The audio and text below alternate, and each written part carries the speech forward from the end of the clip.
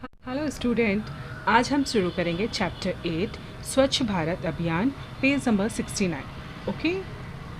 स्वच्छ शरीर और स्वच्छ परिवेश में ही स्वच्छ मन और स्वच्छ समाज का विकास होता है। जीवन में स्वच्छता और सफाई का बहुत महत्वपूर्ण स्थान है। बचपन से ही अगर सभी बच्चे स्वस्थ रहेंगे तभी देश का भविष्य सुरक्षित होगा। स्वच्छ यानी सफाई। हमारा जब शरीर साफ़ होगा तभी हम अपने मन से साफ़ रहेंगे और हम मेंटली एंड फिज़िकली दोनों तरफ से स्ट्रांग हो पाएंगे। अगर हम फिज़िकली स्ट्रांग होएंगे तभी हम अच्छे से वर्क कर पाएंगे। अगर हम अच्छे से वर्क कर पाएंगे तो हमारा देश आगे बढ़ता जाएगा। इसीलिए कहते हैं देश का भविष्य सुरक्षित होगा। बच्चे, अगर मैं आप सभी को बोलूं कि स्वच्छ भारत अभियान किसने शुरू किया तो आपके मन में एक ही उत्तर आएगा, प्रधानमंत्री नरेंद्र मोदी। नहीं, सबसे पहले ये सपना था हमारे महात्मा गांधी, जिन्हें हम बापू के नाम से भी जानते हैं। स्वच्छ वातावरण का प्रभाव तन और मन दोनों पर पड़ता है। जिस भी सेंटेंस में मैं आपको ब्रैकेट बोलूं उसमें आप ब्रैकेट दोगे। Okay, now bracket it. स्वच्छ वातावरण का प्रभाव तन और मन दोनों पर पड़ता है। सुंदर और स्वच्छ माने जाने वाले देशों में दुनिया भर से पर्यटक पर्यटन के लिए आते हैं, जिससे देश का मौद्रिक लाभ होता है। घूमकर वापस अपने देश जाने वाले ये पर्यटक उस देश स्थान की सुंदर छवि मन में लिए लौटते हैं। विडंबना यह है कि आज़ादी के लंबे समय तक भारत में साफ सफाई को लेकर जन जागरण शुरू नहीं हुआ, जबकि राष्ट्रपिता महात्मा गांधी को यह बेहद प्रिय था। कृतज्ञ राष्ट्र ने अब जाकर स्वच्छता अभियान को अपनाया है, जिसके कारण जनता में एक नई जागृति आई है। अब मैं आपके टफ वर्ड को क्लियर करती हूँ। सबसे पहले मौद्रिक यानी पैसों से लाभ। अगर हमारे यहाँ कोई पर्यटक यानी विजिटर्स आते हैं, वो यहाँ पे घूमते हैं, यहाँ पे रहते हैं, होटल्स में पे करते हैं, यहाँ पे घूमते हैं तो उसके लिए पे करते हैं, तो वो जितनी भी पेबल मनी आती है वो हमारे देश में ही रहती है, जिससे हम हमारे देश की जो पैसे की ताकत होती है वो बढ़ती जाती है। जैसे हम फाइनेंशियली स्ट्रांग होते जाते हैं। ओके। विडंबना यानी परेशानी।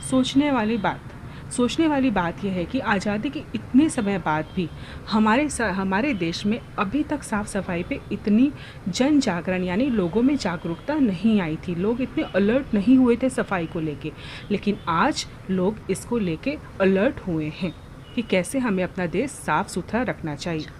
सपोज़ हम कहीं घूमने जाते हैं और हम उसकी सफाई को देखते हैं, सुंदरता को देखते हैं, तो हम 2 लोगों को और आगे बताते हैं, जिससे हमारा प्रचार होता है ना। लेकिन अगर हम किसी गंदी जगह जाके आएंगे तो हम उन्हीं लोगों को बोलेंगे कि नहीं, इधर घूमने ना जाना।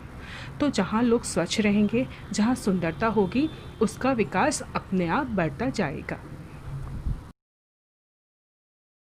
की तरफ बेहद ध्यान देने की ज़रूरत है, क्योंकि स्वस्थ शरीर और स्वस्थ मन का व्यक्तित्व के विकास से सीधा संबंध है। ब्रैकेट लेंगे इसको और यहाँ से यहाँ तक ब्रैकेट। राष्ट्रपिता महात्मा गांधी जितना महत्व मन की स्वच्छता को देते थे, उतना ही अपने आसपास की सफाई को देते थे। बापू की कथनी और करनी में कोई अंतर नहीं था। इसलिए तो देश की आज़ादी की लड़ाई के साथ साथ उनके लिए अपने शौचालय की सफाई भी उतनी ही ज़रूरी थी। उनके लिए ये दोनों काम बड़े थे। व्यक्तिगत सफाई यानी पर्सनल, अपने आप की सफाई। महात्मा गांधी समझते थे हमारा स्वच्छ शरीर रहना चाहिए और मन भी स्वस्थ रहना चाहिए। साथ ही साथ वो शौचालय यानी टॉयलेट की सफाई को भी उतना ही महत्व दिया करते थे। गांधी जी ने समझ लिया था कि कई महामारियों का कारण खुले में शौच करना और घरों के आसपास फैलने वाली गंदगी है। गांधी जी ये कहते थे कि हमें खुले में शौच यानी खुले में टॉयलेट नहीं करना चाहिए। टॉयलेट हमेशा टॉयलेट के अंदर जाके कीजिए। इससे और हमारे घर के आसपास गंदगी जैसे कूड़ा कचरा नहीं फैलाना चाहिए। इससे ही बहुत बड़ी बड़ी बीमारियां फैलती है। उस समय हैजा और चेचक जैसी जानलेवा बीमारियों से कभी कभार गाँव की पूरी जनसंख्या खत्म हो जाती थी। गांधी जी ने ग्राम स्वच्छता अभियान की शुरुआत की और लोगों को सफाई के प्रति जागरूक किया। वे खुले में शौच करने का घोर विरोध करते थे। यही कारण था कि उन्होंने न सिर्फ स्वच्छता की वकालत की, बल्कि गंदी बस्तियों और गांवों में जाकर लोगों को खुले में शौच न करने और सफाई के महत्व के बारे में वैज्ञानिक तरीकों से समझाया। उन्होंने दक्षिण अफ्रीका में न सिर्फ खुद झाड़ू उठाया, बल्कि अपनी पत्नी कस्तूरबा से भी यहाँ अपना शौचालय खुद साफ करने के लिए कहा। उनका कहना था कि सफाई करना रखना परमात्मा की भक्ति समान है। उन्होंने स्वयं अपने परिवार से सफाई की शुरुआत कर एक व्यक्तिगत उदाहरण प्रस्तुत किया है। महात्मा गांधी ने ऐसे तो बहुत बड़े बड़े काम किए हैं, हमें आज़ादी भी दिलाई है, लेकिन उन्होंने अपने देशवासियों को स्वच्छता के प्रति जागरूक भी किया है।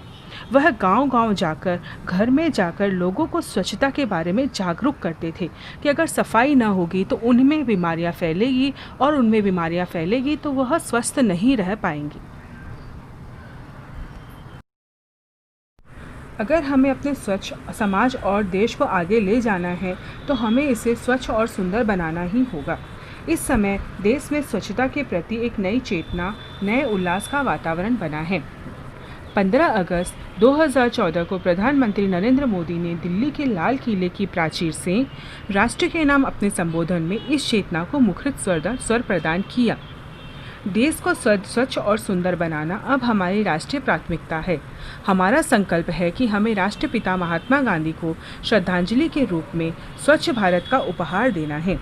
इसलिए 25 सितंबर 2014 से 2 अक्टूबर 2014 तक देश भर में स्वच्छ भारत सप्ताह आयोजित किया गया।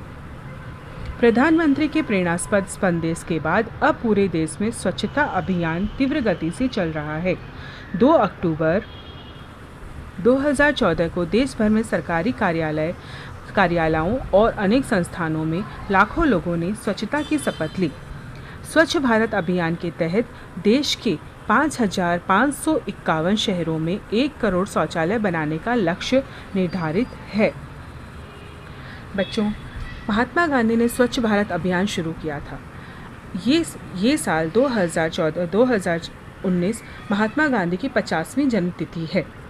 महात्मा गांधी चाहते थे कि पूरा देश स्वच्छ रहे, इसलिए 15 अगस्त 2014 को प्रधानमंत्री नरेंद्र मोदी जी ने स्वच्छ भारत अभियान की शुरुआत की। इसके तहत पूरे देश भर में 5,551 शहरों में 1 करोड़ शौचालय बनाने का लक्ष्य रखा गया है, और बहुत से लोगों ने शपथ ली है कि वह अपने देश को स्वच्छ रखेंगे। सफाई समाज के सर्वांगीण विकास का प्रमुख अंग है। सफाई किसी एक स्थान तक सीमित नहीं है और न ही इसकी कोई एक दिशा है, पर हर जीव जंतु सफाई पसंद होता है। आपने देखा होगा कि कुत्ता भी बैठते समय अपनी पूंछ से ज़मीन साफ कर लेता है। सफाई का ध्यान रखने से व्यक्ति रोग मुक्त रहता है और एक स्वच्छ राष्ट्र का निर्माण देता है। इसलिए हर व्यक्ति को इस बात के लिए प्रेरित करना चाहिए कि वह अपने जीवन में अपनी तथा अपने आसपास की सफाई पर विशेष ध्यान दे। अपनी काया यानी अपनी काया को निरोग रखने के लिए प्रतिदिन खाना खाने से पूर्व और शौच जाने के पश्चात हाथों को साबुन से अच्छी तरह धोएं, ताकि शरीर में कीटाणु प्रवेश न कर सके। यदि हाथ गंदे होंगे तो खाना खाते समय शरीर में कीटाणु प्रवेश कर जाएंगे और हैजा और डायरिया जैसी बीमारियों को जन्म देंगे। स्वच्छता में नियमित तौर पर बढ़ते हुए नाखूनों और बालों को काटना, साफ सुथरे कपड़ा पहनना शामिल है। इसके अलावा अपने आसपास के वातावरण को साफ रखकर और कचरे का सही तरीके से निपटान करके हम अपने आसपास के वातावरण को शुद्ध और स्वच्छ रख सकते हैं। बच्चों, जब भी आप स्कूल आते हो, स्वच्छ कपड़े पहन के आते हो, मतलब साफ़ कपड़े पहन के आते हो। आप हर दिन अपने हेयर्स को अच्छे से धोते हो और हेयर कॉम करते हो। सप्ताह में 1 दिन आप या तो बाल कटवाते हो, नेल्स कटवाते हो। तो यह आपके शरीर की सफाई हुई। अगर आप स्वच्छ रहोगे तो आप स्वस्थ भी रहोगे, और आप स्वस्थ रहोगे तो प्रतिदिन स्कूल आ पाओगे, है ना। अब आपने समझा सफाई का क्या महत्व है।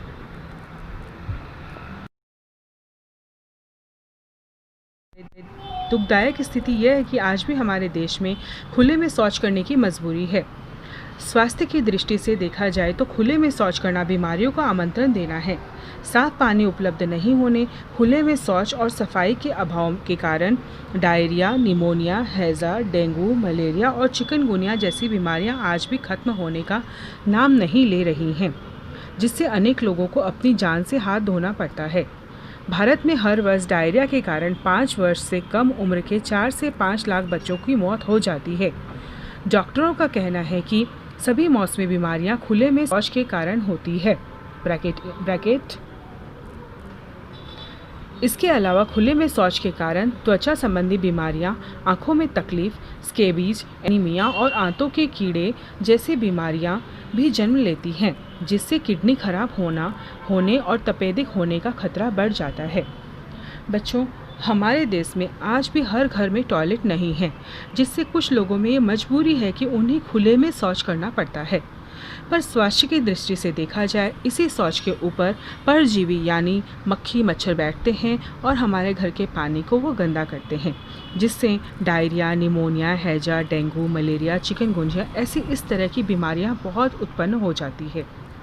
पर ये बीमारियां बच्चों में जल्दी पैदा होती है, ठीक है, जिससे हमारे देश में 4 से 5 लाख बच्चे हर साल मर जाते हैं और डॉक्टर्स कहते हैं यह सारी बीमारियां खुले में शौच करने के कारण होती है। अब आपने देखा खुले में शौच करने के लिए क्या करने से क्या क्या बीमारियां और क्या क्या प्रॉब्लम्स आती है। यूनिसेफ की एक रिपोर्ट के अनुसार मनुष्य के 1 ग्राम मल में 1 करोड़ बैक्टीरिया, 1000 परजीवी शिष्ट और 100 परजीवी अंडे पाए जाते हैं। ये जब हवा में उड़ते हैं तो आसपास रहने वाले लोग कई तरह की बीमारियों की चपेट में आ जाते हैं। खुले में शौच करने से अनेक माध्यमों से वही मल हमारे घरों और खाने पीने की वस्तुओं तक पहुंच जाते हैं। वायरस फैलाने का सबसे बड़ा माध्यम मक्खी है, जो मल पर बैठती है और फिर घरों तक पहुंचकर खाने पीने की चीज़ों पर बैठ जाती है। इससे हैजा, टाइफाइड और डायरिया जैसी बीमारियां फैलती है। वैज्ञानिकों के अनुसार एक मक्खी एक दिन में कम से कम 3 किलोमीटर उड़ती है। ब्रैकेट उनके पैरों और पंखों में मल चिपका रहता है, जो खाने पीने की चीज़ों में घुल जाता है और वह खाने के साथ हमारे पेट में चला जाता है। यूनिसेफ हमें अलर्ट करता है हमारे देश में गंदगी कैसी है, स्वास्थ्य के बारे में अलर्ट करता है। वो कहते हैं कि एक मल यानी हमारा टॉयलेट जो हम वेस्टेज निकालते हैं, इसमें 1000 परजीवी शिष्ट और 100 परजीवी अंडे पाए जाते हैं।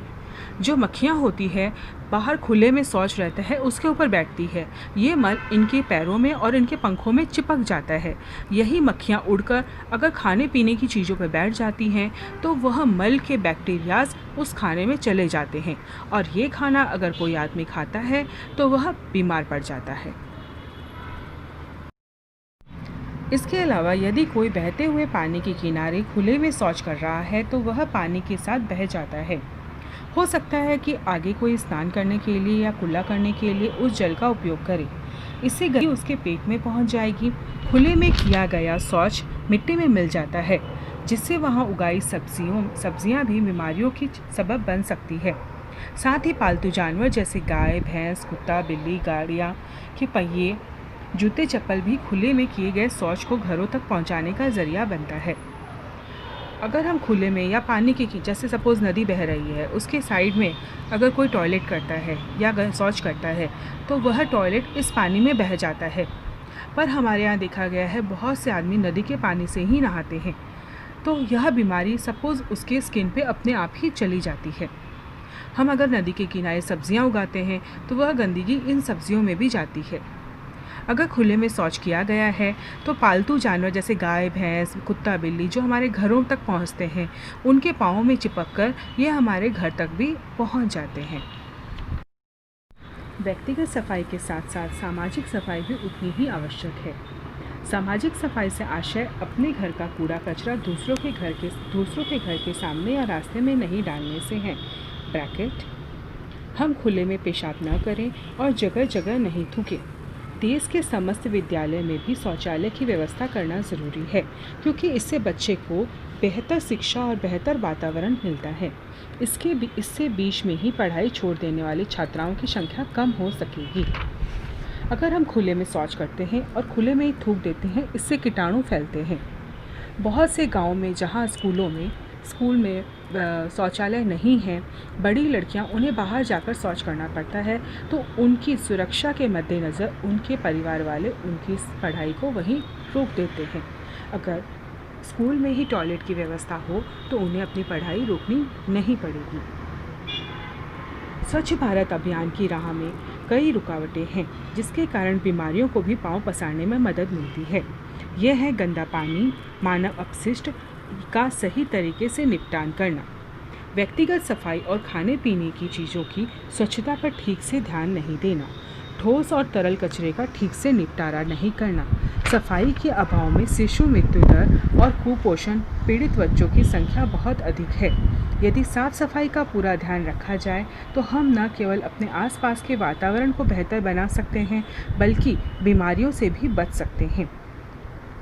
देखो, अभी हमारे यहाँ 2 तरह के कचरे के डब्बे आते हैं, एक ब्लू कलर में होता है और एक ग्रीन कलर में होता है। ये हमें ठोस यानी सूखा कचरा एक तरफ डालने के लिए सिंबल देता है। अगर हम इन दोनों कचरों को अलग अलग करते हैं तो गीले कचरे हैं उन्हें अलग तरह से निपटान करना यानी उसके ख़त्म करने की व्यवस्था की जाती है। अगर हम अच्छे से निपटान करते हैं तो वह कचरा वहीं ख़त्म हो जाता है, जिससे बीमारियां नहीं फैलती है। राष्ट्रीय स्वच्छता अभियान के तहत वर्ष 2019 तक देश के हर घर में शौचालय बनाने का लक्ष्य निर्धारित है। वर्ष 2016 के बजट में स्वच्छ भारत अभियान के लिए 11,300 करोड़ रुपए का आवंटन किया गया है। इसमें गाँवों के लिए 9,000 करोड़ और शहरी क्षेत्र के लिए 2,300 करोड़ रुपए का आवंटन हुआ है। खुले में शौच मुक्त होने वाले गांवों को इनाम देने के लिए केंद्र प्रायोजित योजना के तहत प्राथमिक आधार पर आवंटन का प्रावधान है। 2019 महात्मा गांधी की 150वीं जयंती का वर्ष है। हमारा राष्ट्रीय संकल्प है कि हम 2019 तक पूरे देश को स्वच्छ और सुंदर बना सकें। गांधी जी का सपना तभी साकार होगा, कृतज्ञ राष्ट्र की यही बापू को सच्ची श्रद्धांजलि होगी।